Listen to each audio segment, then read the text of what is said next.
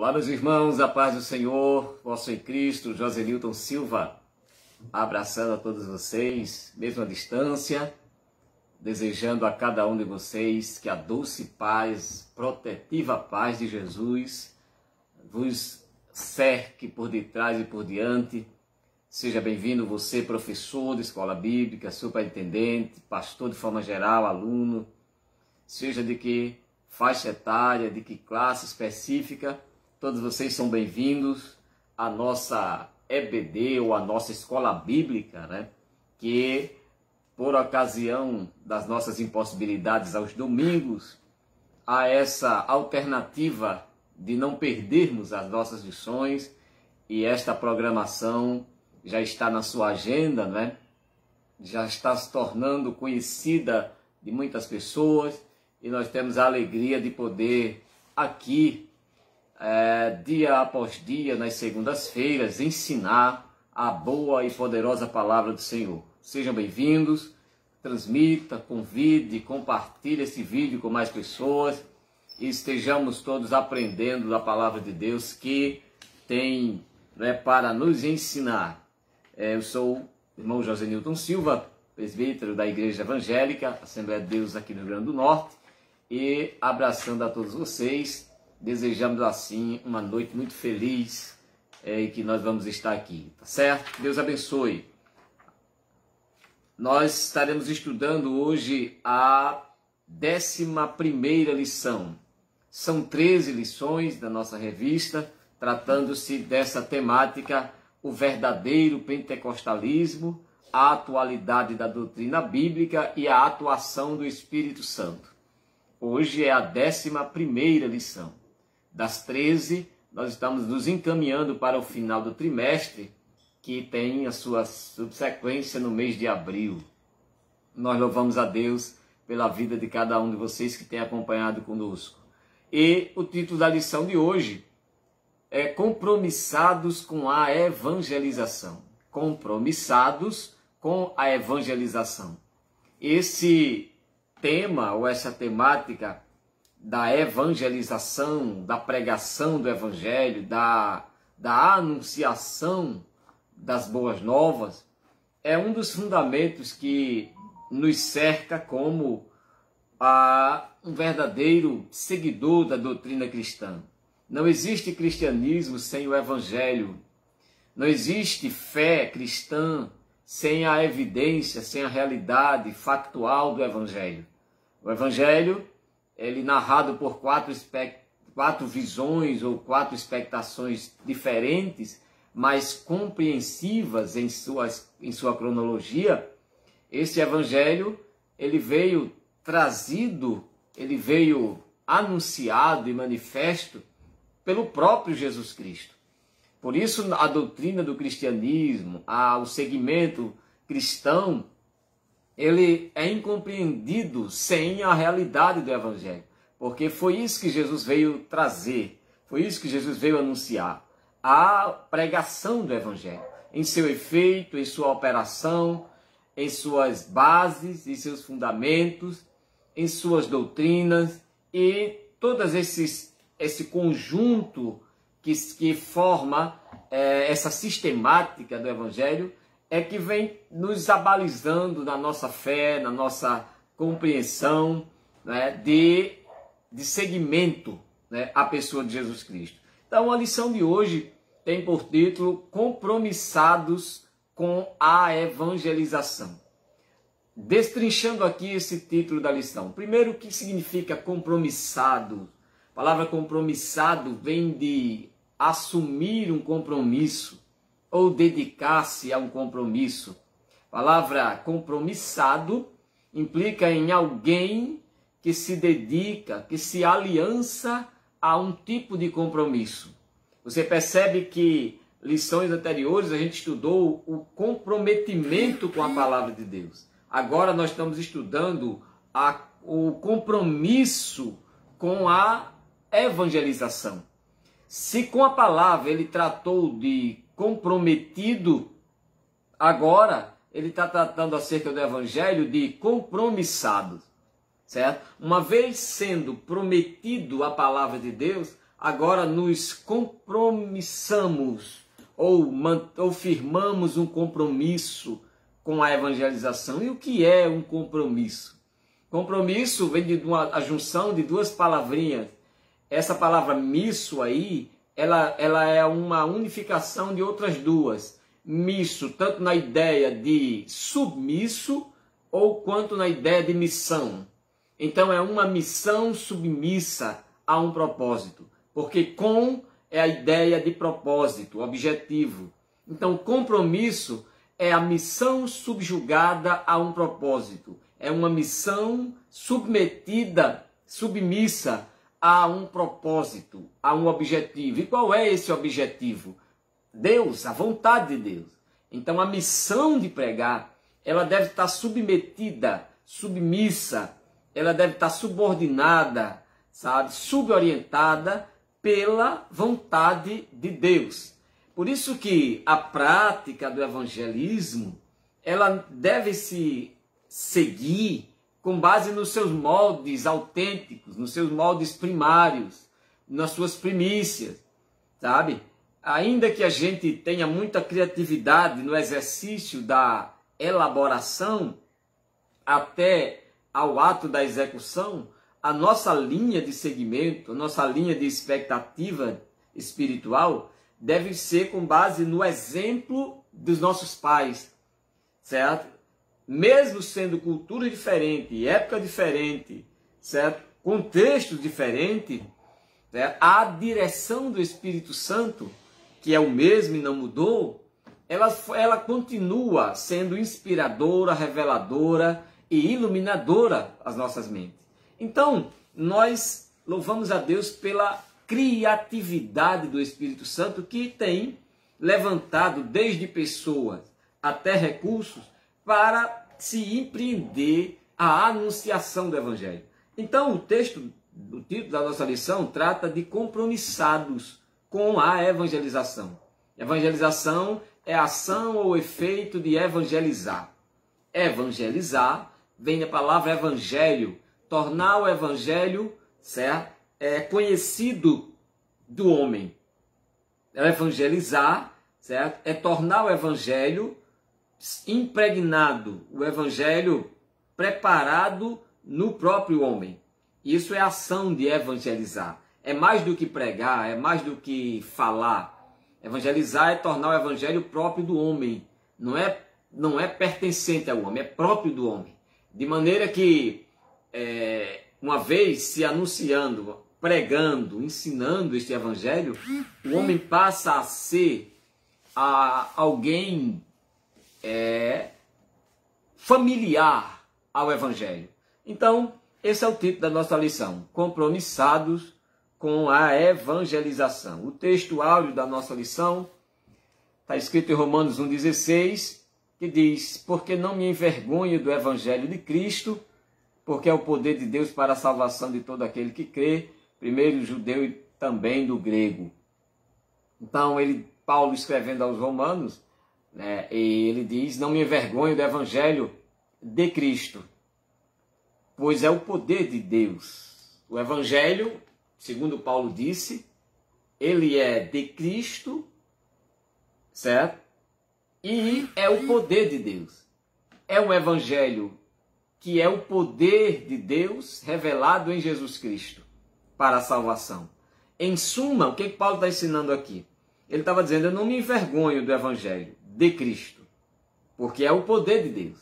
Então o evangelho de Jesus, a mensagem de Jesus, que essa mensagem é tratada desde o seu advento ao seu nascimento, sua vida, e implica-se em obras e ensinamentos, sua morte, ressurreição e ascensão, seguida da promessa de sua vinda.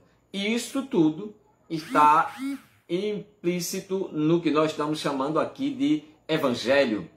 Os 4 evangelistas, Mateus, Marcos, Lucas e João, eles tratam dessas realidades que nós acabamos de falar aqui, tanto do nascimento quanto do advento, nascimento, vida, morte, ressurreição e ascensão de Jesus, seguida de sua promessa de retorno. Então essas realidades aqui seguem a evidência da mensagem de Jesus para a salvação da humanidade. Então, só no Evangelho está a mensagem de salvação. Do Evangelho é que dependeu, certo? Todas as citações da lei, nos salmos e nos profetas, porque todos eles vieram apontando para a realidade do Evangelho. E é só através do Evangelho é que nasce as doutrinas basilares para que os apóstolos pudessem estabelecer a doutrina da igreja, ou a doutrina para a igreja. Então, o Evangelho é o eixo, o Evangelho é o centro. É ele que está bem no meio mesmo entre o Antigo Testamento, certo? E o Novo, no sentido de cartas. Então, o Evangelho está lá, porque ele é quem sustentou a profecia do Antigo Testamento e ele é quem deu base para as revelações do Novo Testamento. Então, é nesse Evangelho que está a metodologia, que está a pedagogia do ensino, da pregação, da anunciação, da salvação que há em Cristo Jesus, que Paulo chamou de poder de Deus. Tá? Poder de Deus. E com isso ele disse, eu não viro as costas para o poder de Deus que está em Cristo Jesus. Certo? Que para nós é o Evangelho. Ok? Então, a verdade prática, o autor diz, a nossa responsabilidade para a salvação de todos os seres humanos, mediante o Evangelho de nosso Senhor Jesus Cristo, nos torna servos de todos. A nossa responsabilidade para a salvação de todos os seres humanos, mediante o Evangelho de Jesus, nos torna servo de todos. Né? É essa a proposta do Evangelho quando veio nos trazendo a missão de anunciar, a missão de pregar. Certo? É de nos fazer servos daqueles que haveriam de ouvir, né, a mensagem do Evangelho. Ok? Introdução. O reino de Deus cresce à medida que os pecadores vão se convertendo ao Senhor Jesus. A igreja é a única agência do reino de Deus escolhida pelo Senhor Jesus para levar a mensagem do Evangelho ao mundo que perece por causa do pecado. Há algumas verdades aqui nessa introdução até aqui, quando ele diz que a igreja cresce à medida em que os pecadores vão se convertendo. A igreja é formada por pecadores redimidos. A igreja é formada por pecadores cujos seus pecados foram expiados pelo sangue, tá? E no corpo de Cristo foi reconciliado com Deus. Então, à medida que há o arrependimento, a confissão, o reconhecimento e a aceitação, há a conversão. E havendo a conversão de vida ou mudança de mentalidade, de obras, de direção, então agrega-se aí, por parte desse convertido, a um convívio eclesiástico, ao convívio cristão, religioso, e torna-se então a fazer parte do corpo de Cristo, tornando-se assim acrescido, né? Tornando-se assim evoluído, né? A este corpo, né? A igreja. E a igreja cresce à medida que os pecadores vão se convertendo. Então, o que o autor coloca aqui é que o reino de Deus, que não é a igreja, Mateus ele faz a diferença entre reino de Deus e reino dos céus, tá? Reino de Deus é Cristo Jesus em sua vontade, lei, em seu poder, natureza, pessoalidade. Isto é o reino de Deus, é Cristo Jesus. O reino do céu é uma partícula extraída do céu, estabelecida e constituída no reino de Deus, para a sua existência temporal aqui na terra, que é a igreja. A igreja é uma partícula extraída do céu e estabelecida aqui, chamada de reino do céu. Mas o reino de Deus é Cristo Jesus, certo? O reino de Deus é que compreende, que forma, sabe? Que origina, que constitui o reino do céu.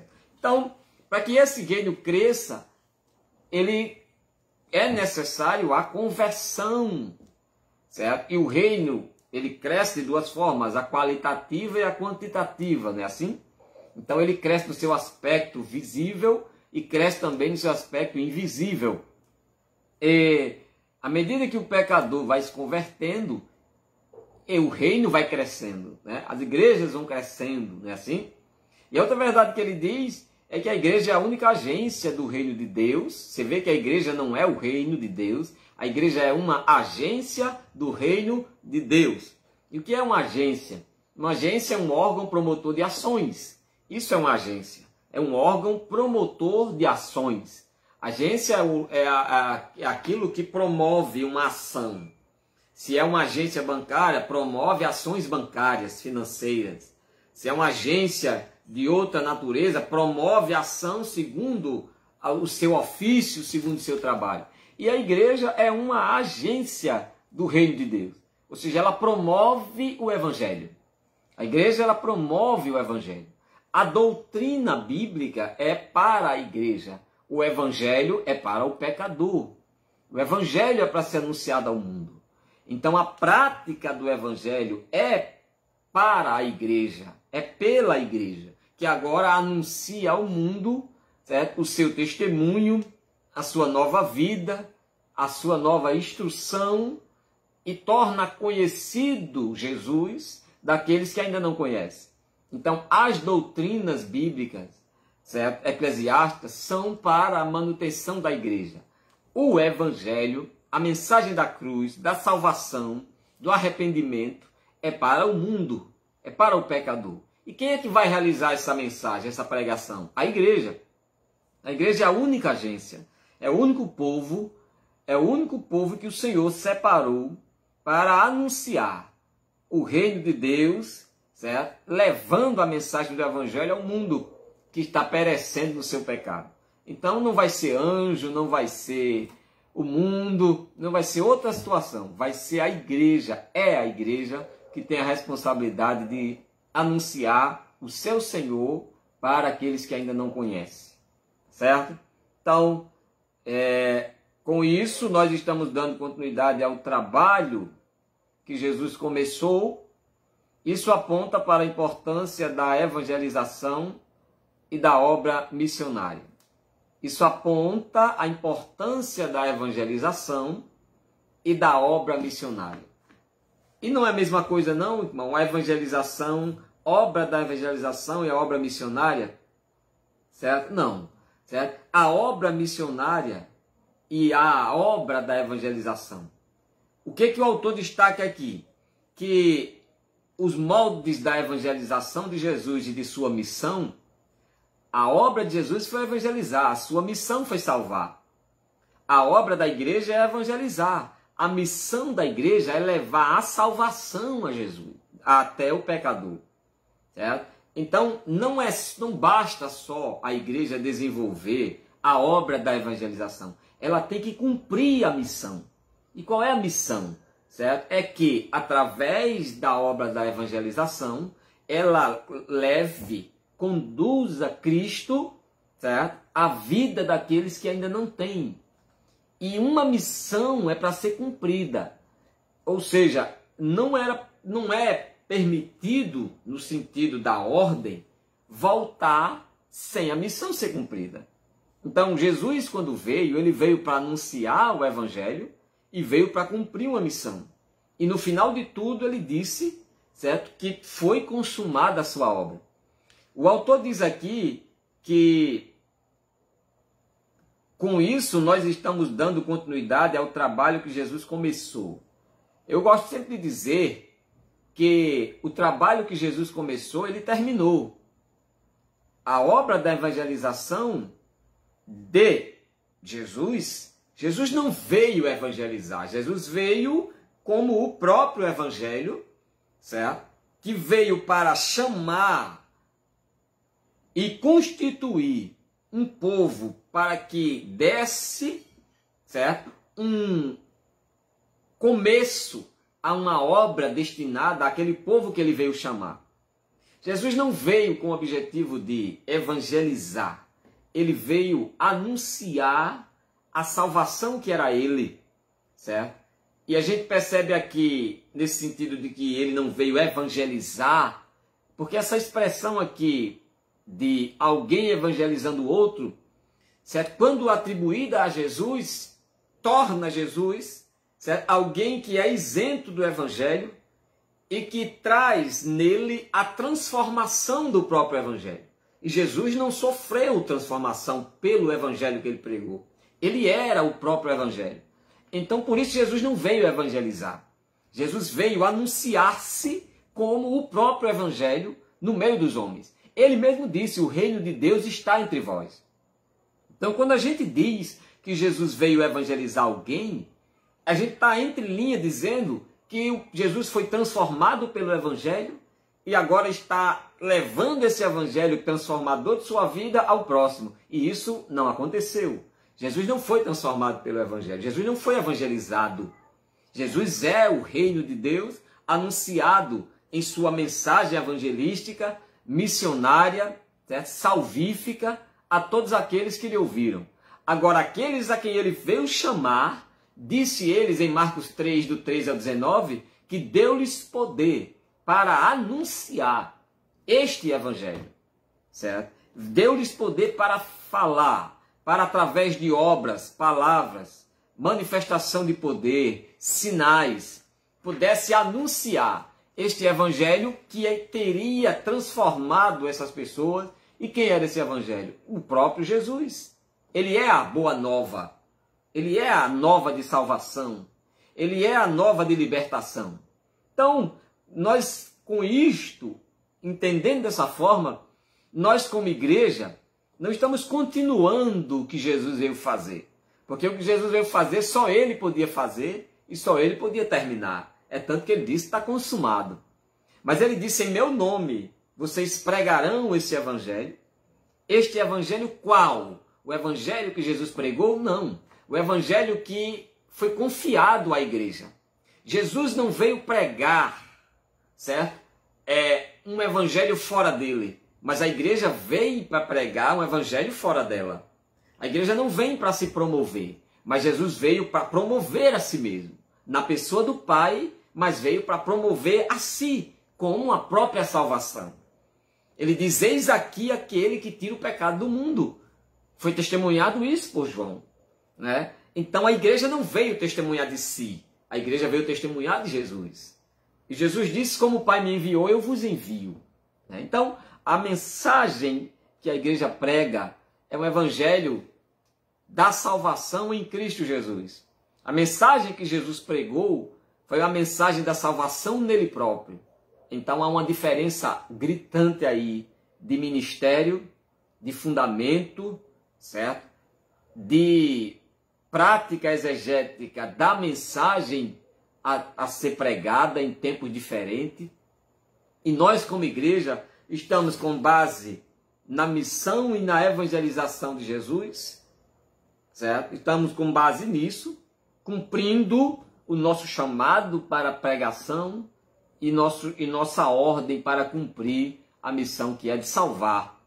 Não salvar no sentido de eu perdoo, eu liberto, mas no sentido de o Espírito que estava sobre Jesus em Isaías 61, que o ungiu e o enviou para restaurar, libertar, curar, é o mesmo que está sobre nós. E Jesus disse, eu vos dou poder sobre os espíritos malignos, sobre as enfermidades, certo? E as portas do inferno não prevalecerão contra a vossa pregação, contra as vossas orações, contra os teus projetos de discipulado, certo? Contra as tuas intenções de edificação do reino. Ok? Então, a evangelização como prioridade. A evangelização, ou ato de evangelizar, de tornar alguém conhecedor de Jesus, tornar alguém próprio do evangelho, tornar alguém nascido de novo, isso é a evangelização, não é uma mensagem alternativa, trata-se de uma questão de vida ou morte. Trata-se de uma questão de vida ou morte. Vida para os que recebem a Jesus como Salvador e morte para os que o rejeitam. Então a evangelização é uma questão de vida ou morte. Para os que recebem, vida. Para os que rejeitam, morte. Porque os que recebem, os que aceitam, disse o próprio Jesus, vocês recebem não a mim, mas o Pai que me enviou. E para os que rejeitam, Jesus disse, vocês não rejeitam não a mim, mas rejeitam ao Pai que me enviou. Então a mensagem do Evangelho, a pregação, trata-se de uma questão de vida ou morte. Tá? Então vida para os que recebem a Jesus como Salvador e morte para os que o rejeitam. A divulgação das boas novas de Jesus é tarefa da igreja, é tarefa de todos nós. É uma responsabilidade, é um dever, né, a ser cumprido por todos nós. A pregação do Evangelho, o anúncio do Evangelho. E hoje, diante de tantas alternativas, meios de comunicação, de internet, através do rádio, da televisão, material impresso, né, audiovisual, apenas o áudio, enfim, são tantas maneiras de levar a mensagem do Evangelho, a mensagem da cruz, da salvação. A proposta do Evangelho é uma só, é a salvação, por meio da fé no sacrifício de Jesus Cristo, através do arrependimento, da confissão e da renúncia de pecado. Essa é a mensagem do Evangelho. O Evangelho não traz mensagem de prosperidade, o Evangelho não traz mensagem de riqueza, o Evangelho não traz mensagem de cura, o Evangelho não traz outra mensagem a não ser a cura da alma, a libertação da alma. Agora, os outros segmentos de textos a partir do Evangelho, as cartas, as próprias mensagens, aí sim, vem nos garantindo uma vida com Cristo Jesus e com base na vontade de Deus e na fidelidade do crente, Deus prospera o crente, Deus abençoa, Deus faz o crente, segundo a vontade dele, enriquecer ou não, sabe? Então, tudo isso com base na prioridade que é a salvação por meio do Evangelho de Cristo. Paulo disse que o Evangelho de Deus, o Evangelho de Jesus é salvação, é poder para salvar. Ele não disse poder para outra coisa, ele disse, eu não me envergonho do Evangelho de Cristo, porque é o poder de Deus para a salvação. O Evangelho é o poder para a salvação. E esse poder, certo, é de Deus que está em Cristo Jesus. Porque foi Ele que veio para salvar. Certo? O Evangelho, essa palavra vem de duas palavras gregas. Advérbio bem, e angelia. Angelia, que significa mensagem, notícias, novas. Assim a palavra Evangelion quer dizer boas novas, boas notícias. Sabe?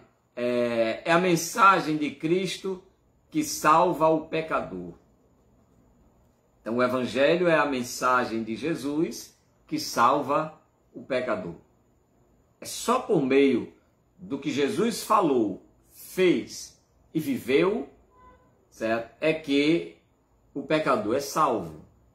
Não é pelo que a igreja faz, ou o que a igreja prega, ou o que a igreja realiza. Sabe? É pelo que Cristo falou, viveu e fez. É que o mundo é salvo. A igreja não teria o que dizer se Jesus não tivesse feito, se ele não tivesse vivido, se Jesus não tivesse ensinado. Por isso que a igreja não promove em si mesma a salvação. A igreja promove naquele que está nela a salvação de quem não faz parte dela. Esse é o grande sentido da evangelização. A igreja não salva. Tem gente que prega por aí que essa obra, né, lhe salvou, né? Essa obra tem lhe abençoado com a salvação. E não é assim, certo? O único objeto de salvação é o Evangelho. É a mensagem do Evangelho, que está em Jesus Cristo, nosso Senhor. Tá certo? Então, é o meio que Deus usa para a salvação de todo aquele que crê. Só por meio do Evangelho é que o ser humano conhece a salvação na pessoa de Jesus. Só por meio do Evangelho. Por isso que quando vai se evangelizar, não vai se adotar cartas doutrinárias ou doutrinadores de Paulo, de Pedro. Vai se falar do Evangelho. Vai se contar as narrativas acerca de Jesus. Porque é provando que Jesus esteve entre nós, é que nós vamos ter condições de fazer com que a igreja está entre nós. De que nós somos a igreja. Não adianta querer provar a realidade da igreja, esquecendo de testificar da realidade de Jesus. Nós não fomos chamados para pregar a igreja. Nós não fomos chamados para anunciar que a igreja está entre nós, que a igreja está viva, que a igreja existe. Nós fomos chamados para testemunhar de Jesus. E Jesus é quem testifica da igreja. O Espírito Santo, em suas obras, é quem vai testemunhar da igreja. Mas tem tanta gente preocupada em pregar a igreja, em anunciar que a igreja está ali, que aqui a igreja é assim, sabe? Que a igreja é uma agência disso, é um órgão disso. E esquece que o único elemento que é utilizado pelo Espírito Santo para convencer o homem do pecado, da justiça, do juízo, o único elemento é o Evangelho. Não é a igreja, não é o próprio crente, não é o testemunho do salvo, é o testemunho de Jesus. Por mais que você conte o seu testemunho, por mais que você fale o que Jesus fez por você, é preciso a pregação do Evangelho, ela compreende, certo? No que Deus fez em Jesus por nós, e não no que Jesus fez, certo? Por nós. Isso aí é um ato sequente. O que se prega o Evangelho, primeiro ato, é no que Deus fez em Jesus por nós. O segundo ato é o que Jesus fez por meio de Deus em nós, por meio do seu Evangelho, que é o poder de Deus. Você entendeu essa sistemática aqui? Tá? Então, quando a igreja esquece de testemunhar do que Jesus fez e começa a ensinar e a pregar o que ela faz em suas obras sociais, em suas obras de evangelização, enfim, em seus esforços, aí o Evangelho ele não tem efeito de poder para salvar, porque ele precisa que o testemunho de Jesus, que é narrado nos Evangelhos, seja recitado, pronunciado, tá? Aqueles que hão de ouvir a mensagem, para que o Espírito tome ocasião disso e convença o homem de que o que nós estamos pregando, de que o que Jesus fez, viveu, realizou, é verdade. Entendeu? Então a gente segue aqui, nesse primeiro ponto da evangelização como prioridade, a gente trata aqui de que o único Salvador do mundo, o Evangelho são as boas novas que falam do reino de Deus, de Cristo, da salvação e do perdão dos pecados. Fala do reino, que é o convívio que todo cristão passa a fazer parte, é de um reino, e esse reino pertence ao Senhor, tá? E a igreja é inserida neste reino como povo do reino, que agora passa a viver uma nova cultura, novas leis, tá? Novo segmento, e aí, através disso, certo? Como está escrito aqui, certo? Nós falamos da salvação e do perdão de pecado. Reino, salvação e perdão de pecado. É a tríplice mensagem do Evangelho, que Jesus veio implementar. A realidade do reino espiritual, que não é comida nem bebida, de um reino que não é deste mundo, de um reino cujo Senhor é Cristo, tá? E cujas suas leis, a sua cultura anda na contracultura desse mundo, e que ao anunciar a realidade desse reino, certo? Que o próprio Jesus veio falando de si mesmo, dizendo que estava entre os homens, agora anuncia-se a salvação que esse reino pode trazer. E só faz parte desse reino quem é salvo em Cristo Jesus. Quem decide renunciar às coisas desse mundo e passar a viver submisso, integrado, tá? A este novo contexto de vida e de socialização espiritual que é o reino de Deus. E em terceiro lugar, o perdão. É a tríplice mensagem, o reino, a salvação e o perdão.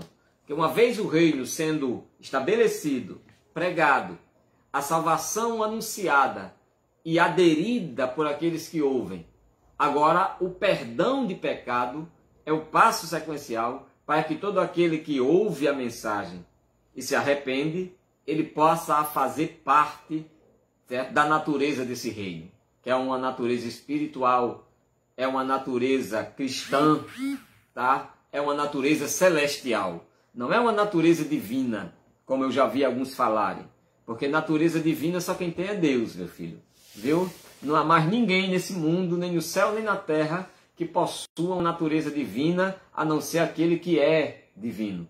E só quem é divino é Deus. Tá? Então ninguém tem natureza divina.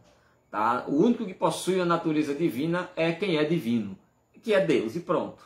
Entendeu? Nós possuímos a natureza espiritual, natureza celestial, tá? Nós possuímos essa natureza bíblica, né? No seu sentido de invisibilidade, imaterialidade, ok?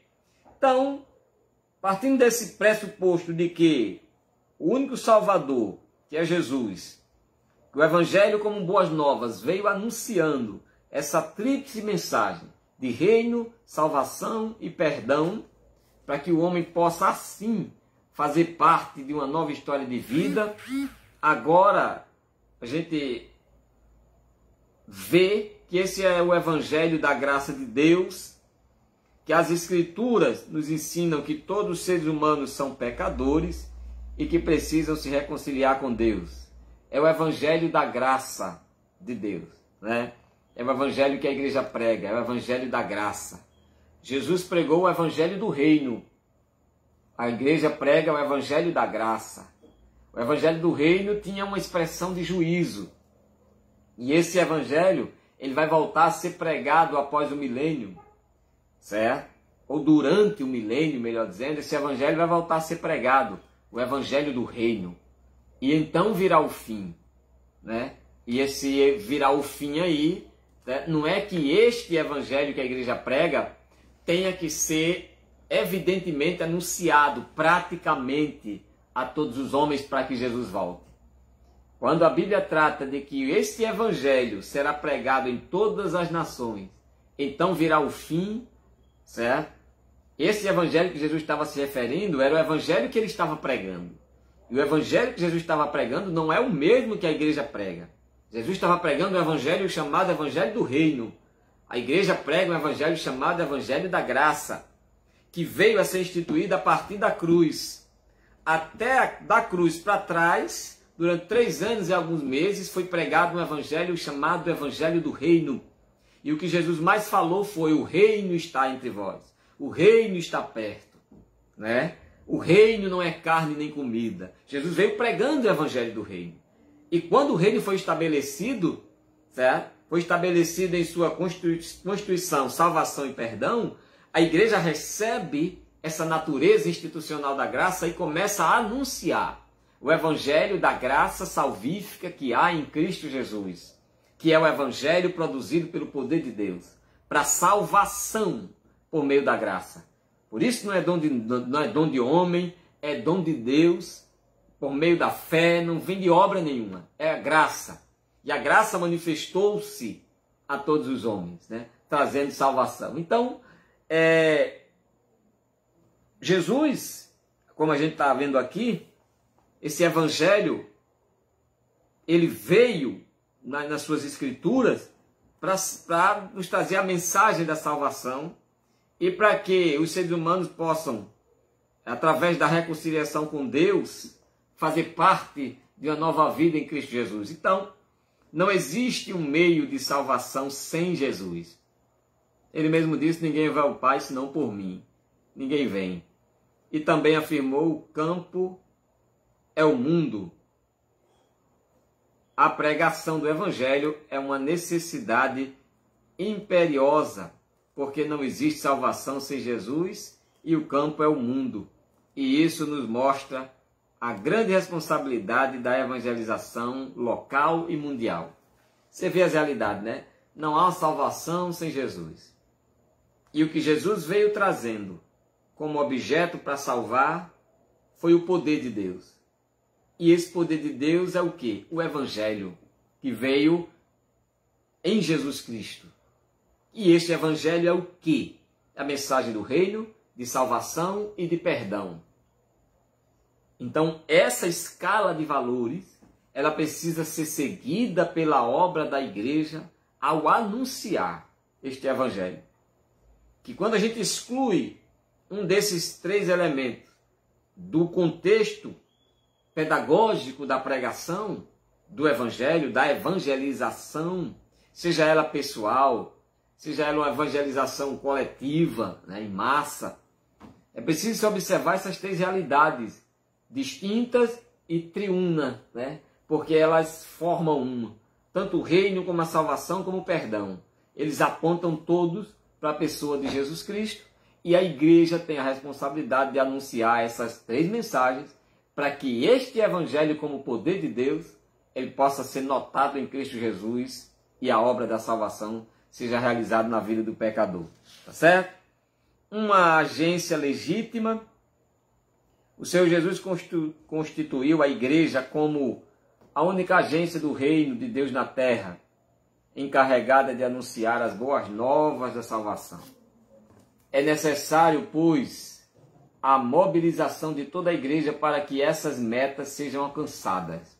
É necessária a mobilização de toda a igreja para que essas metas, que metas? A meta do anúncio do reino, da salvação e do perdão. Então, para que as metas que são estabelecidas pelo evangelho possam ser alcançadas, certo? Que é o êxito na conversão do pecador, é necessário que a mobilização de toda a igreja para que essas sejam cumpridas. Certo? A mobilização das crianças, dos jovens, dos senhores, das senhoras, da liderança. Então é toda a igreja mobilizada e a igreja cresce nessa mobilização. A igreja cresce nessa mobilidade, que é o propósito afirmativo de anunciar a salvação em Cristo Jesus. A igreja não existe para sobreviver de congressos. A igreja não existe para buscar seus próprios interesses, para prosperar como sociedade. A igreja não existe para amar sua própria vida, disse Jesus. A igreja foi instituída para dar sua vida em resgate de muitos. Literalmente. A igreja existe para se submeter e se expor à vergonha desse mundo, a fim de levar Jesus, certo, ao homem que está envergonhado no seu pecado. A igreja não foi instituída para edificar e autopromover em seus valores escalônicos, sabe, de segmento social, de filosofia, certo? Seja socialista ou seja comunista. A igreja existe, certo, para servir. A igreja existe para testemunho, certo, da salvação em Cristo Jesus. E a gente, quando lê isso aqui, entendendo que essa é uma realidade, que a evangelização traz esse princípio para a gente começa a ter uma visão diferente da responsabilidade da igreja. Cada crente dos dias apostólicos foi enviado por Jesus ao mundo para suprir as nossas necessidades. Isso é feito mediante o Evangelho. Devemos, portanto, agir conforme o apóstolo Paulo. Certo? Jesus foi enviado para suprir nossas necessidades. E nós somos enviados para suprir as necessidades do mundo. Não levando a igreja para suprir, mas levando aquele que fundou a igreja e que é o Senhor da igreja. Certo? Então, primeiro a gente falou aqui sobre a prioridade da evangelização. A evangelização como prioridade. Não é outra coisa que deve ser priorizada na igreja, certo? Não é a oração que deve ser uma prioridade para a igreja. Não é a leitura bíblica que deve ser uma prioridade para a igreja. A prioridade da igreja é a evangelização. E parece uma coisa meio herética dizer que a oração e a leitura bíblica não deve ser uma prioridade da igreja, certo? Porque é nesses dois pilares que nós buscamos a intimidade e a comunhão com Cristo, né? Que é a oração e a leitura. Como é que eu vou pregar se eu não leio, se eu não ouço a palavra? Como é que eu vou ter autoridade se eu não tenho o fundamento da oração, certo? Porque justamente, certo, o primeiro indício da vida convertida é o testemunho do que eu era, certo? E não do que a Bíblia está me dizendo que eu vou ser. Quando eu aceito Jesus, eu converto a minha vida, Jesus me chama, agora o que eu vou dizer para evangelizar? Eu vou com segmento teológico? Eu vou com citações de autores? Não. Eu vou dizer o que Jesus fez por mim. E para dizer o que Jesus fez por mim, eu não preciso conhecer o que Jesus fez por outro. Eu não preciso saber o que Jesus fez na vida de Paulo, o que Jesus fez na vida de Pedro, o que Pedro disse ou o que Paulo disse, certo? Se eu fui transformado por Jesus, a prioridade da minha vida como igreja é de dizer o que Jesus fez por mim. E aí eu vou saber dizer, certo? E aí independe de leitura, independe de doutorado, independe de algum tipo de informação, porque o que eu vou dizer é que eu era desse jeito e que Jesus me libertou. Isso é a evangelização. É a prioridade da igreja. Quanto mais ela se envolve na sua prioridade, que é evangelizar, mais ela vai se vendo na responsabilidade de se preparar. E é aí onde entra os recursos da literatura bíblica e da oração. Quanto mais a igreja ela entende que a responsabilidade dela é falar do que Jesus fez com ela, e para falar do que Jesus fez com ela, certo? Para princípio de ação e de serviço, basta um testemunho prático, concreto, emergente. Mas para a sequência do trabalho é preciso preparação, é preciso comunhão, é preciso aprofundamento. E é aí onde entra, certo? A busca, certo? Da palavra de Deus, por descobertas, por inspirações, por saber qual a vontade de Deus para mim enquanto igreja, certo? E na oração, que é a estratégia que Deus dá, certo? Para que o crente desenvolva a obra que o Senhor veio fazer, tá? Você percebe que Jesus, ele veio testemunhando do que o Pai fez na vida dele. Jesus veio testemunhando do que o Pai havia feito, né? Ele disse, quando ele iria pregar, certo? E alguém queria vir com algum tipo de elogio ou coisa assim, Jesus ele manifestava ao seu centro, certo? De segmento e de doutrina para Deus, entendeu? Então, por isso que a missão da evangelização, ela não é algo que se aprende em faculdades, se aprende em centros teológicos, certo? A evangelização se aprende, certo?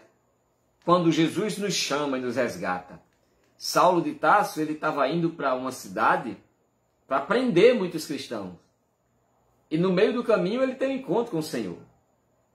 E o que Paulo tinha como base teológica era o farisaísmo. Era a doutrina judaizante. E que não abalizava nem um pouco o cristianismo.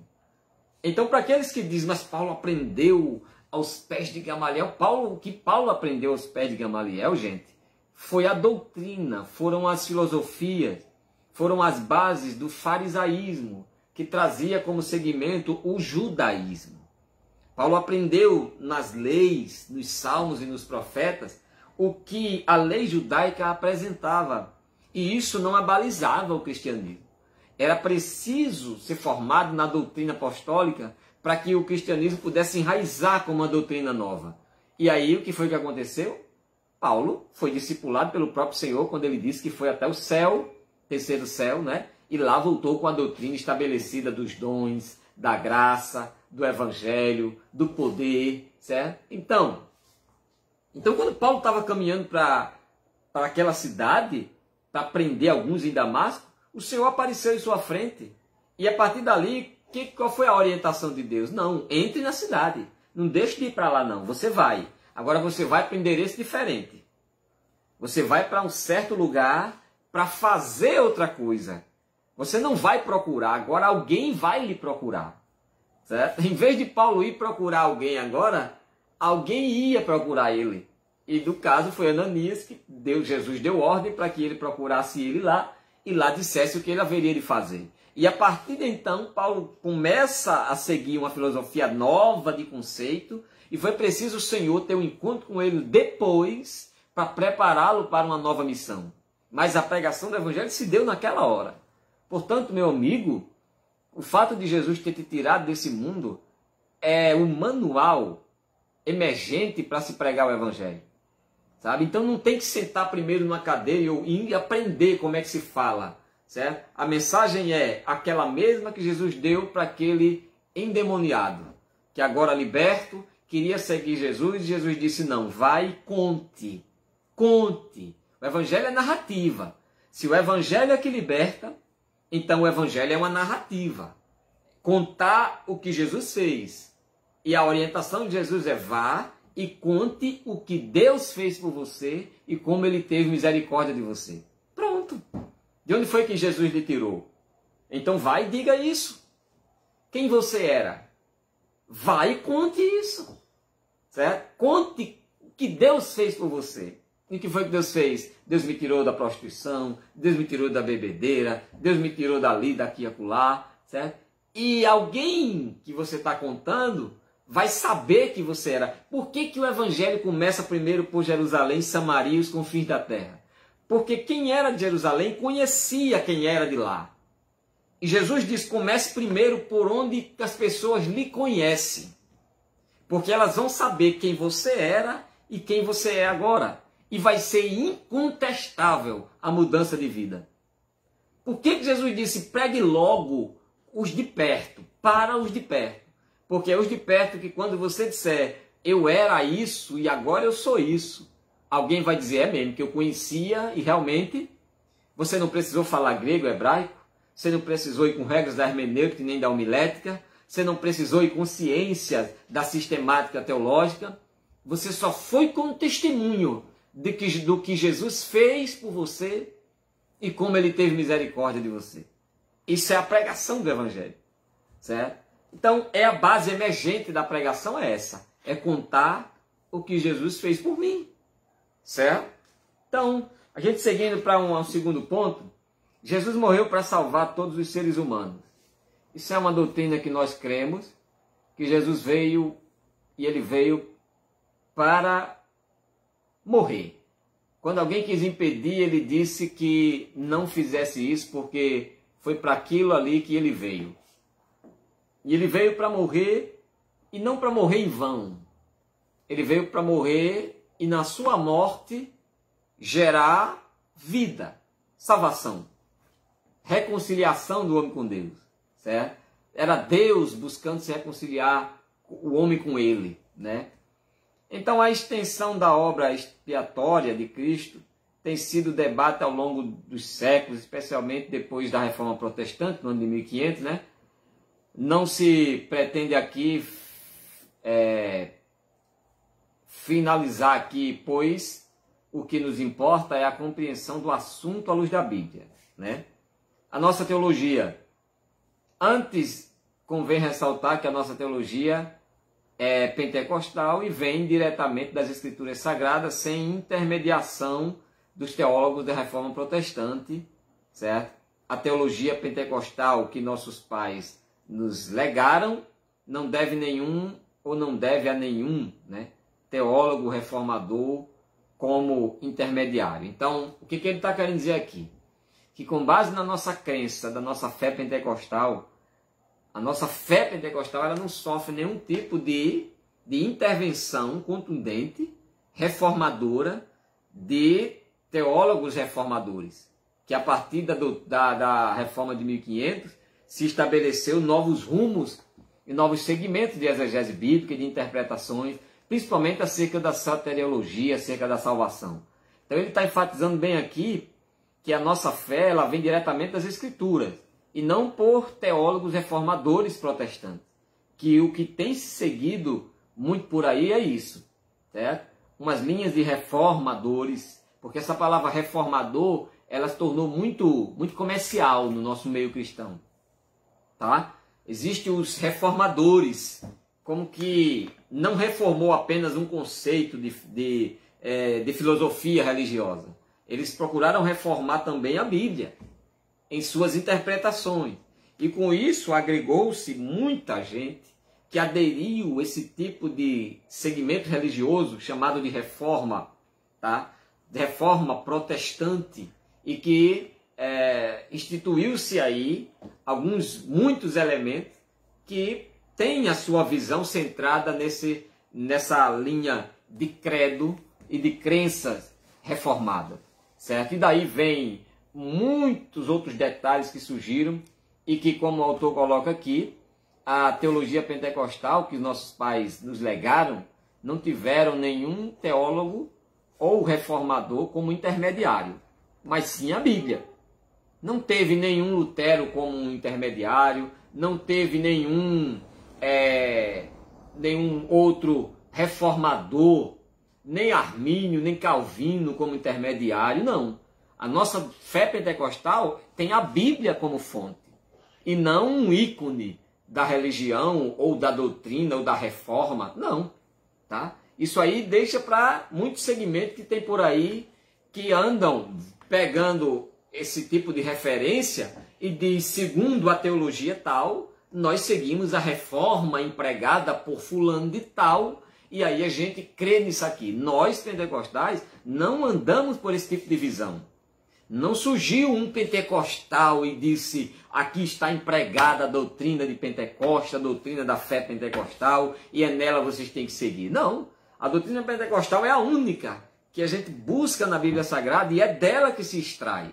Talvez seja por isso que Satanás tenha tanta ira, né, contra a doutrina pentecostal, a fé pentecostal, que aborda a pessoalidade do Espírito, os dons do Espírito, né, a operação da revelação do Espírito Santo sobre nós. Talvez por isso o diabo insista tanto, investindo tanto contra isso, porque as outras, todas elas seguem uma linha reformada de teólogos, certo? Todas elas, certo? Seja de tradicional, seja os chamados agora neopentecostal, porque na verdade é um tipo de reformador embutido, né? Que vem querendo essa roupagem pentecostal para querer maquiar, né, a situação. Então todas elas tiveram os seus ícones, todas elas tiveram os seus marcos, mas a fé pentecostal não. Aí você procura você não vai achar. Não foi AB, não foi fundador de Assembleia de Deus, não foi nada disso. O que se aprendeu foi com a Bíblia Sagrada, certo? Com os atos do Espírito Santo. Então, a gente aprende aqui que nossa teologia é com base nisso, certo? E em nenhuma delas há citação de teólogos ou reformadores para ensinar, esclarecer, ilustrar ou embasar uma interpretação bíblica. A nossa teologia é original e estritamente bíblica. É um dos legados deixados por nossos pioneiros, certo?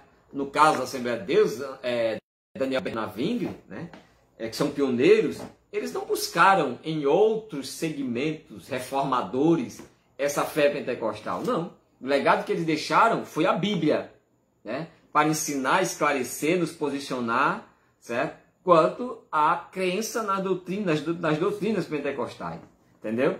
Então, por quem Jesus morreu? Essa é uma pergunta interessante, porque há muitas discussões teológicas, né? Porque a pregação do Evangelho leva à salvação por meio da morte de Cristo, né? E por quem ele morreu, certo? E alguns dizem que, empregando aí uma linha doutrinária, que Jesus morreu por certo grupo de pessoas, isso chama da expiação limitada. Trata-se da ideia de que Jesus morreu apenas por um grupo de pessoas, né? E que essas pessoas foram instituídas pré-ordenadamente desde a fundação do mundo, né? E no meio, no ver da doutrina pentecostal, isso é uma doutrina equivocada, né? Não tem fundamento, certo? E baseada na exegese ruim, né? Certo? Como acontece numa interpretação forçada de 1 Timóteo 2,4, que afirma que Deus, né, que todos os homens se salvem e venham ao conhecimento da verdade. Tá? Os teólogos defensores dessa teoria, então, concluem que se trata de todos os homens crentes. Rejeitamos essa linha de interpretação. Porque o que se defende? Quando pega o todos, não é todos, né? Quando Paulo diz que a vontade de Deus é que todos os homens se salvem, certo? A linha pentecostal, né, vamos tratar aqui, aplica todos no seu gênero essencial, todos. Mas na reforma, muitos aderem isso a todos, mas todos aqueles que foram eleitos, e não a todos de forma geral, né? Então, se pega esse todos aí, filtra eles e coloca apenas naqueles a quem foram chamados, todos os chamados, né? E isso, na linha que nós estamos crendo e pregando aqui, não é a base, né, para que se adote a missiologia de Jesus, né, a pregação e a evangelização, certo? A expiação ilimitada, né, que significa que o Senhor Jesus morreu por toda a humanidade. A expiação limitada, que é a salvação apenas para um grupo, certo? Que afirma que não foi por todo mundo. E há a expiação ilimitada, que significa que o Senhor Jesus morreu por toda a humanidade. Esse ensino recebemos dos nossos pais, os quais usaram a Bíblia como fundamento dessa doutrina. Jesus é o Salvador do mundo. Testificamos que o Pai enviou seu Filho como Salvador ou para Salvador do mundo. E não somente de algumas pessoas. A expiação foi realizada em favor do mundo inteiro. E ele é a propiciação pelos nossos pecados, e não somente pelos nossos, mas também pelos pecados de todo o mundo. Se 1 João 2,2 está dizendo isso, que ele é a propiciação não apenas dos nossos pecados, nossos de quem? Do pecador redimido, mas também de todo o mundo quem? O pecador ainda não redimido. Então ele é a propiciação. Ele é o sacrifício propício, a oferta propícia para a salvação do mundo, certo? E não apenas dos que já creram, certo? Então, é o que está sendo, por isso que Jesus mandou pregar no mundo inteiro e a toda criatura. Ide por todo o mundo e pregar o evangelho a toda criatura, né? E Jesus morreu, isso aqui fala da expiação, isso aqui afirma que é um erro teológico na afirmação da expiação limitada, de que foi apenas por alguns, se ele manda pregar para todo mundo. Aí alguém diz, não, é porque a igreja não é onisciente, a igreja não sabe por quem Jesus realmente morreu. Por isso que ela deve pregar a todo mundo, né? Então essa é a linha de escape que pessoas assim ensinam, né? Mas não é verdade. E Jesus morreu por todos os pecadores. Será que tem pecador no mundo? Então Jesus morreu por ele. Jesus morreu para perdoá-los. E lógico que quer, diante desse sacrifício, que todo pecador venha se arrepender. Porque ao ato do arrependimento está exposto, certo? O remédio, a libertação e a salvação, que é através do sangue de Jesus. Certo? E é o nome que está acima de todo nome que perdoa o pecado. Certo? Terceiro lugar, a evangelização local e transcultural. A gente viu aqui a evangelização como prioridade da igreja. A gente viu que Jesus morreu para salvar todos os seres humanos. E agora, que a universalidade da salvação, né?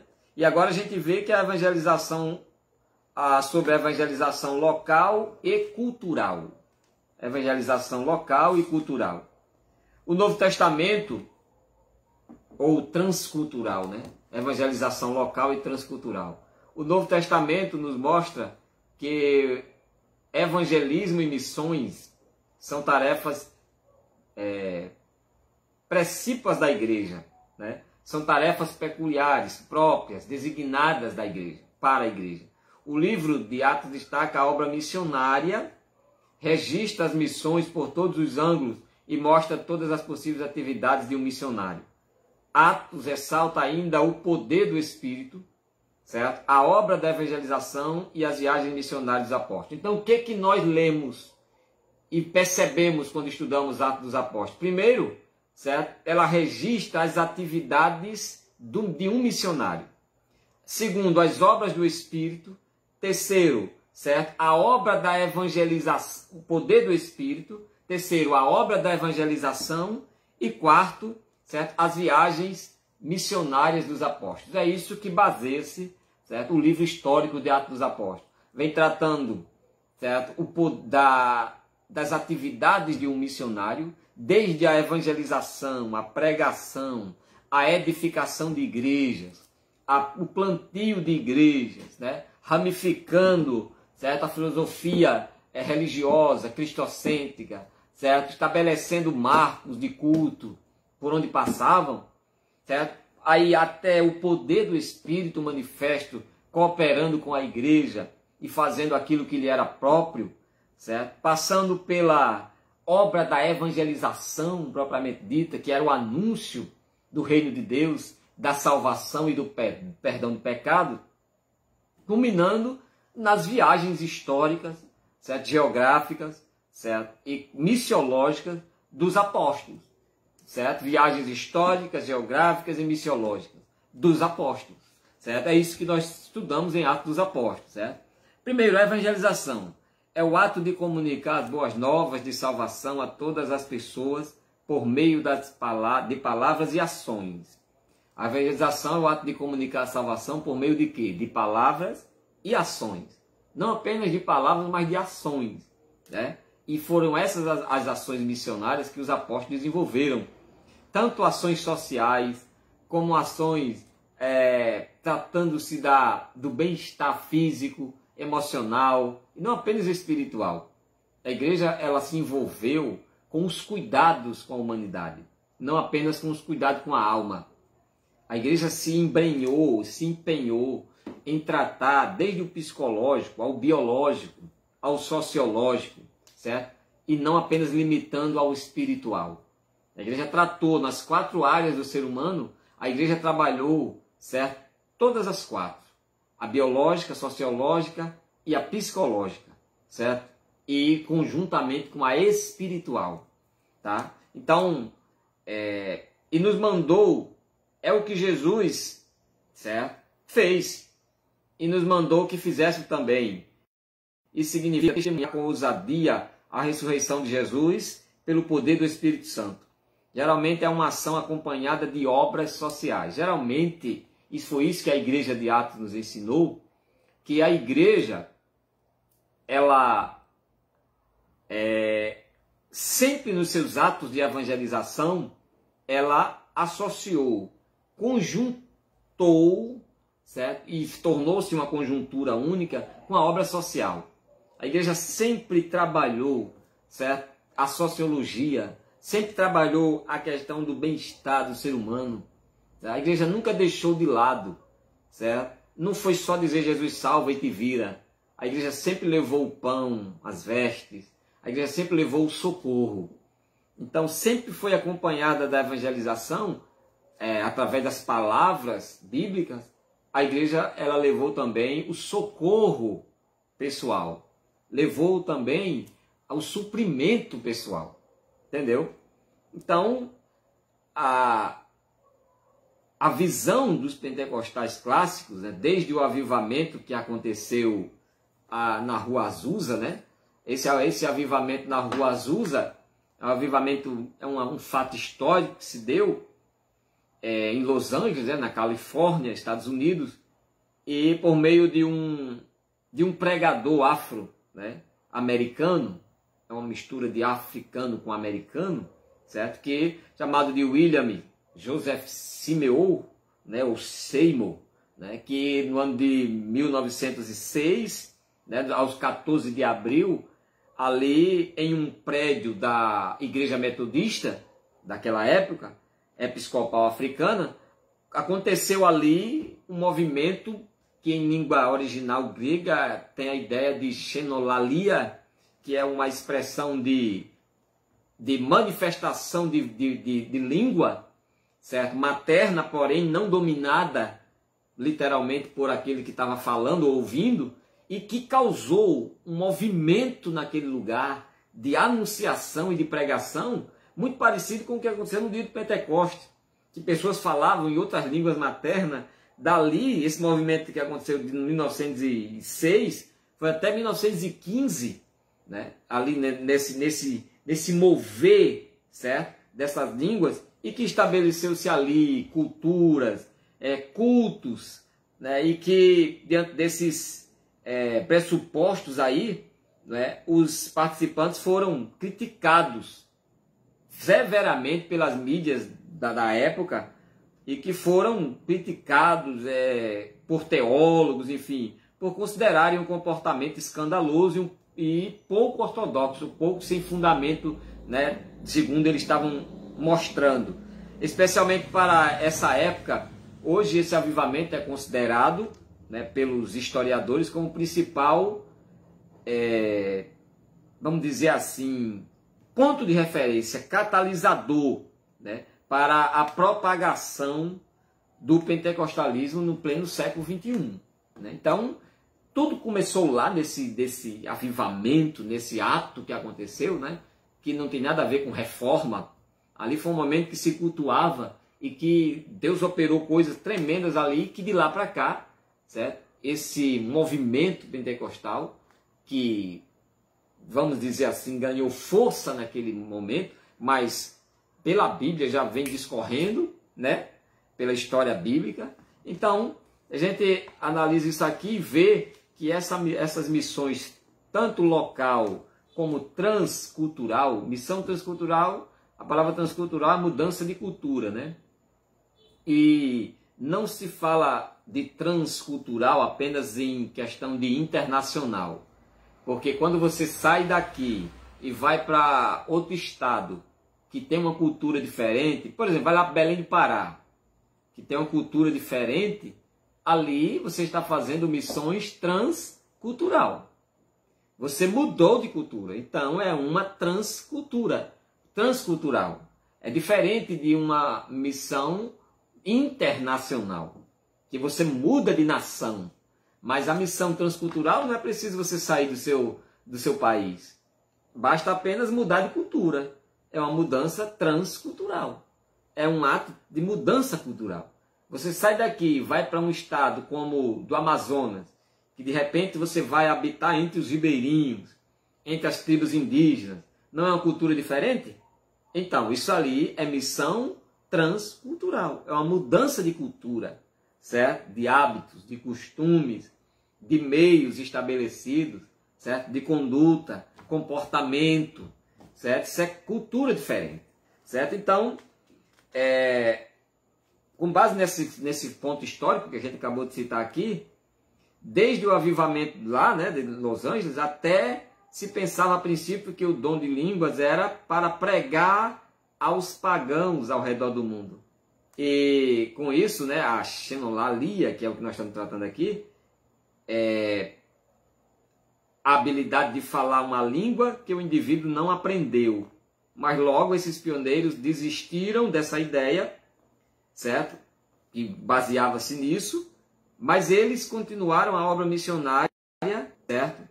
Mesmo sem essa questão do domínio dessa língua que por um momento se ocasionou ali, mas que não deu-se, né, a proliferação disso como regra para a evangelização.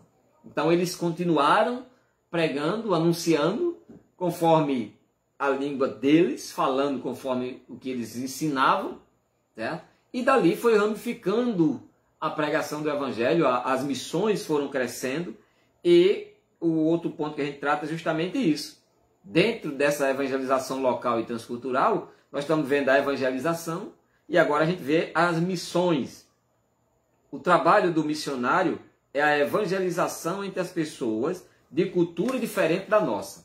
O missionário, o trabalho da evangelização ou do evangelizador é levar este evangelho a culturas, certo, pertinentes à nossa. Se o trabalho do missionário é a evangelização entre pessoas de culturas diferentes, esse é o trabalho do missionário, ele sai para evangelizar culturas diferentes. Então, qual seria a obra da evangelização por nós, que de repente não estamos na condição de um missionário? Seria evangelizar pessoas da nossa cultura. Entendeu? Por isso que quando se pergunta quantos missionários tem aqui, todos nós levantamos a mão, né? Certo? Então, na concepção da ideia missiológica para missionário, é alguém que tem a responsabilidade de levar a mensagem do evangelho a cultura diferente. A responsabilidade do evangelista, do evangelizador, do chamado para pregar o evangelho, e todos nós fomos, certo? É de anunciar a salvação, o evangelho, a pessoas de cultura como a nossa. Ou seja, no nosso lugar, tá? E se Deus assim nos quiser fazer um missionário, certo? Transcultural, né? De missões, Ele vai fazer. Ele vai nos enviar, certo? Vai nos capacitar para isso. Mas a responsabilidade primária da igreja é ser uma evangelizadora, um evangelista, tá? É por isso que Paulo disse a Timóteo, certo? Faz a obra de um evangelista, certo? É bem evidente que na categoria dos dons, certo, estabelecidos para a administração da igreja, evangelista ali é um cargo de supervisão eclesiástica. Mas no ofício da pregação, a ideia evangelista é aquele que evangeliza. E a igreja foi chamada para evangelizar localmente, certo? Conforme o dom de Deus distribuído a cada um, entra em questões as missões, entra em evidência as missões transculturais, internacionais, translocais, né? Então, tudo isso, certo? Com base na vontade e na orientação do Senhor. Não foi assim, Atos dos Apóstolos? Estavam reunidos, o Espírito vinha ali e dizia: separa-me Paulo e Barnabé para uma obra que eu vos tenho designado. Separa aqui fulano e ciclano. Dessa forma, certo? Então, missões é o trabalho do missionário que tem levar entre as pessoas de cultura diferente da nossa a mensagem da salvação. A mensagem é a mesma, é necessário ajustar e adaptar estratégias conforme o costume de cada povo ou grupo étnico, certo? A mensagem sempre vai ser a mesma. A mensagem do reino, da salvação e do perdão. A mensagem do evangelho é uma só: do reino, salvação e perdão. A estratégia culturalmente adaptada, certo, é que vai diferenciar, né? A estratégia que vai se usar para chegar até aquela equipe de índios, aquele grupo, para chegar àquela etnia, aquele grupo, né? Aí se usa estratégias, né? E isso o Espírito Santo vai dando, né? Há um estudo, desde o estudo geográfico, certo? Há um estudo histórico, certo? Contextual, temporal do ambiente, do lugar, para que se possa enviar aquele missionário, né? Então não é aquela coisa atabalhoada, certo? Sem fundamento não, entendeu? Veja como Paulo introduz a sua pregação, certo? Na sinagoga da Antioquia da Pisídia, para se anunciar a Jesus. E compare com o discurso no Areópago em Atenas. O cristianismo não tem o objetivo de padronizar o mundo nem destruir as culturas. Sua mensagem, porém, é universal. Você vê que Paulo, quando ele está pregando em Antioquia, e depois quando ele vai pregar em Atenas, né, são locais diferentes, de culturas diferentes, Paulo usa de estratégias diferentes. Paulo, quando vai pregar no Areópago, ele nota aqueles mais de 2.000, mais de 3.000 altares, e tinha um que não tinha nome, ao Deus desconhecido. Paulo usa a estratégia para dizer: esse aí que não tem nome, que vocês não sabem dizer que Deus é esse, este aí é o que eu prego. Então Paulo usa da estratégia, certo? E em cada lugar em que nós vamos evangelizar, em que a pregação do evangelho ela vai ser exposta, o Senhor vai dar estratégia. Por isso que a mensagem de Jesus foi: não se preocupe, não tenhais o medo com o que vocês vão haver de falar, porque o Espírito vai encher vocês e vocês vão falar o que o Espírito quer. Deve sim ter o cuidado, a preparação, o zelo, para não falar, né, coisas de si mesmo. Mas o medo de, meu Deus, não vou falar porque não vai dar certo, não. O Espírito ele se encarrega pelo que você vai haver de falar, haverá de falar. Então, no dia do triunfo de Cristo, né, Paulo, como a gente diz, né, a mensagem é uma só. O cristianismo não tem o objetivo de padronizar o mundo e nem destruir as culturas, certo? Sua mensagem, porém, é universal. No dia do triunfo de Cristo e da igreja, cada povo ou etnia se apresentará louvando a Deus na sua própria cultura. Por isso o apóstolo Paulo disse que, sendo livre, se fez servo de todos, judeu para os judeus, sem lei para os sem lei, para ganhá-los para Jesus. Paulo não quis se achar e dizer: ó, eu sou de tal cultura e vocês, para ser crente, vocês têm que mudar a cultura de vocês e ser igual à minha. Não. Certo? Quer ver uma coisa? Na Escócia. A Escócia usa um tipo de veste que é como se fosse uma saia. O brasileiro vai pregar lá e vai dizer, não, você tem que usar uma calça comprida e uma camisa de manga longa, paletó e gravata. O escocês, ele vai mudar a cultura dele para que venha a se converter? Não, é lógico que não, certo? Porque aquilo é cultura deles, certo? Agora, nós aqui é que não vamos agora trazer a cultura deles de lá para cá e começar a andar com aquelas indumentárias que ele anda, certo? Porque aí nós não íamos ser bem vistos, porque não é cultura nossa. Nós estaríamos sendo aí influenciados, certo? Vaidosamente por uma cultura que não é a nossa. Você vai lá no africano, o africano ele cultua através de vários rituais de dança. Vai se pregar o evangelho para ele, vai mudar isso nele? Não. Certo? Agora, não vai trazer de lá para cá, certo? As culturas africanas, embora muitos tenham até tentar trazer, e aí querem pregar dentro da igreja culturas que não é do nosso povo, certo? E aí escandaliza, porque não se faz isso por uma direção do Espírito Santo para mudar ou melhorar a edificação do corpo. Está se fazendo isso por pura vaidade, certo? Aí quer soltar as frangas que tem dentro de si, né? Não faz isso por interesse de coração ou por cultura própria, como os africanos fazem, né? E aí querem fazer tudo que é de movimento dentro da igreja, certo? E com isso vai escandalizando, né? Certo? Então, o que nós estamos tratando aqui? O desafio de hoje, né? O desafio hoje. Jesus disse, o campo é o mundo. Ele não disse que o campo é Jerusalém, nem Judéia, nem Roma, nem minha cidade, nem a tua. Jesus disse que para primeiro pregar em Jerusalém, depois Judéia, depois Samaria. E depois ser testemunha aos confins da terra. Mas mandou pregar tanto em Jerusalém como em toda a Judéia e Samaria, até os confins da terra. Isso fala de simultaneidade. Do contrário, o evangelho estaria ainda em Israel, confinado entre os judeus, pois Jesus mesmo disse, porque em verdade vos digo que não acabareis de percorrer as cidades de Israel sem que venha o Filho do Homem. Ou seja, até agora ainda está se pregando em Israel. E não vai se parar de pregar até que venha o Filho de Deus. Até agora ainda há necessidade de pregar o evangelho lá.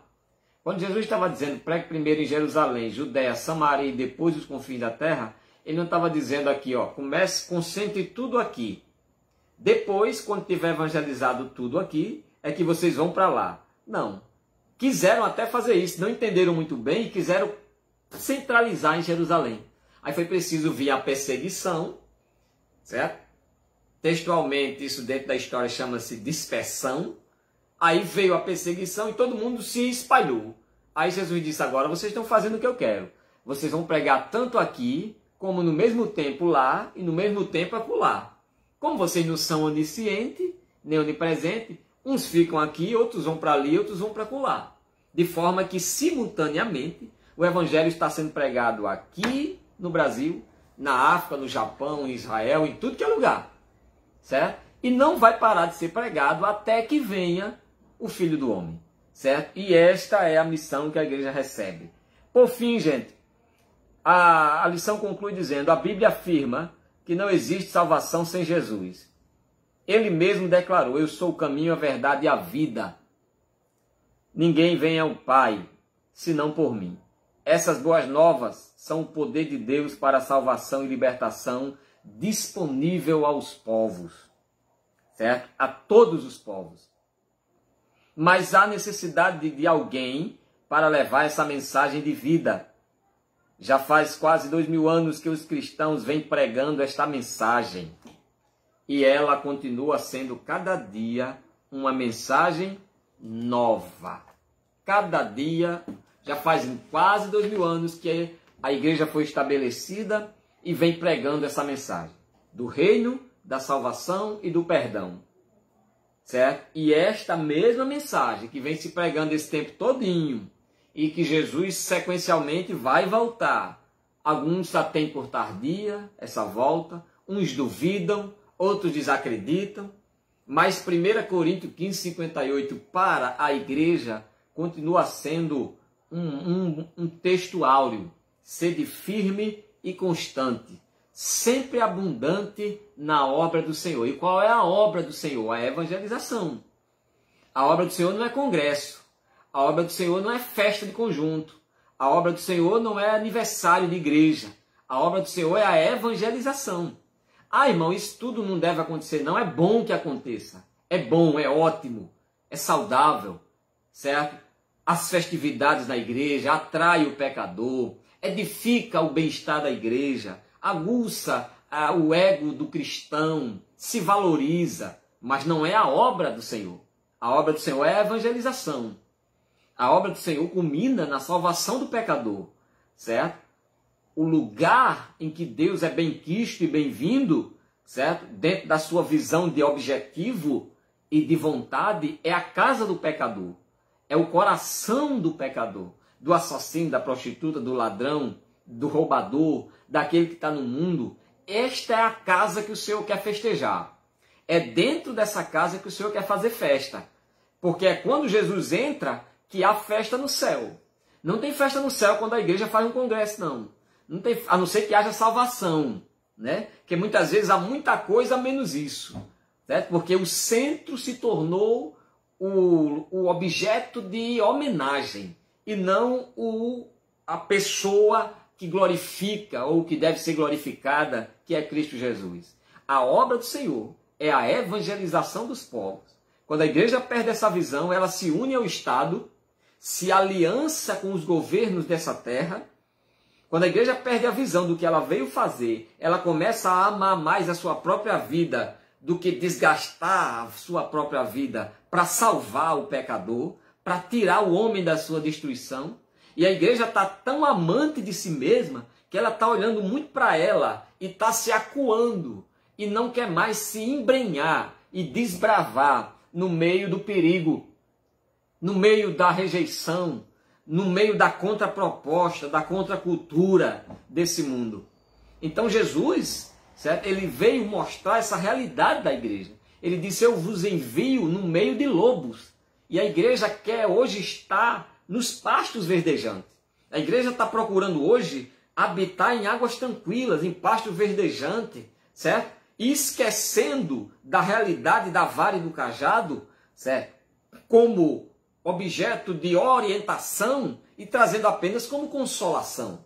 Então a igreja, ela foi chamada para beber da água tranquila, para se alimentar do pasto verde, mas para sair do aprisco e ir para o meio dos lobos, para resgatar da boca dos lobos aqueles que estão perecendo, vidas que estão se matando, destruindo, sem expectativa de mais nada. Mas a igreja tem muitas vezes procurado amar mais a sua própria vida, certo? E Jesus disse, aquele que ama mais a si mesmo do que a mim não é digno de mim. Jesus disse, aquele que ama mais esse mundo, certo, do que a mim não é digno de mim, disse Jesus, certo? Então a igreja precisa atentar e voltar os seus olhos, certo, para o campo que é o mundo e não para dentro da igreja, e não para dentro da congregação.